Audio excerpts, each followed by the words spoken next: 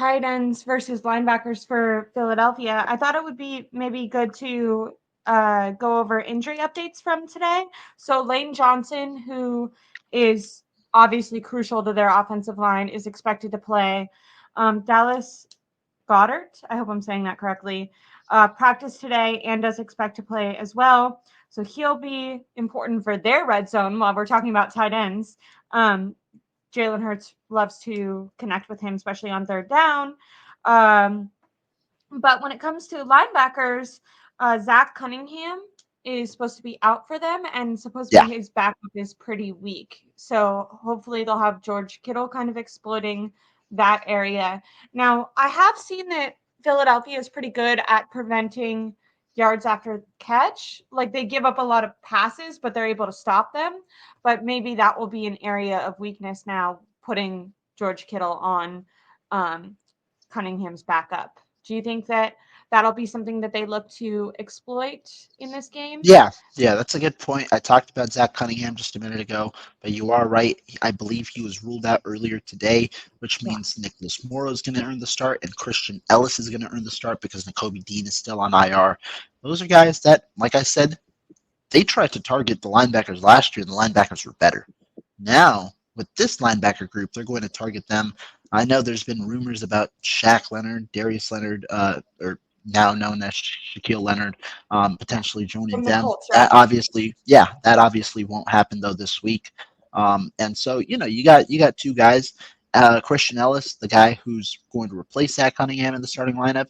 He was initially kind of a guy who played a guy in the rotation. He got actually benched. He's been on special teams duty for primarily the past few weeks until obviously this past weekend when Cunningham got injured. Christian Ellis got on the field, and guess what? Buffalo kind of went after him. They targeted him. Would expect San Francisco to try and go after a similar game plan. I agree. And then while we're talking about injuries, it's probably important also to talk about the 49ers. Eric Armstead did play today or did practice today and is expected to play, which is good because he was struggling with a foot injury and that kind of worried me. Obviously, Kyle Shanahan was kind of coy about it. Yes, not today, but yesterday when he was talking about it. But today he was a little bit more clear that Eric Armstead would be okay. I thought maybe it was that plantar fasciitis because I know that those things can kind of come back and linger, especially he's a bigger guy that puts a lot of weight on his lower body. But sounds like he'll be okay. I don't know if he'll be playing. He's probably playing through some pain, but it sounds like it won't make it any worse and he's good to go. Obviously, this is a really important game, so we don't know potentially if it wasn't such an important game if he'd push through, but seems okay enough to go at least, which is a really good sign because the Eagles have a really incredible offensive line, especially interior offensive line. So they're going to need 49ers are going to need all the help they can on their defensive line front, especially to help that secondary. I think that what you bring up is a good point. You talk about Arik Armstead, pointed out his last year's plantar fasciitis.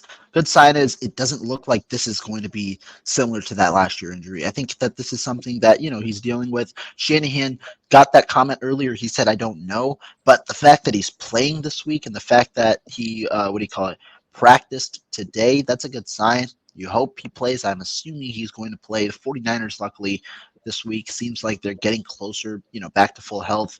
Nick Bosa had a toe injury. He practiced in limited fashion today. He's not on the injury report, which is a good sign.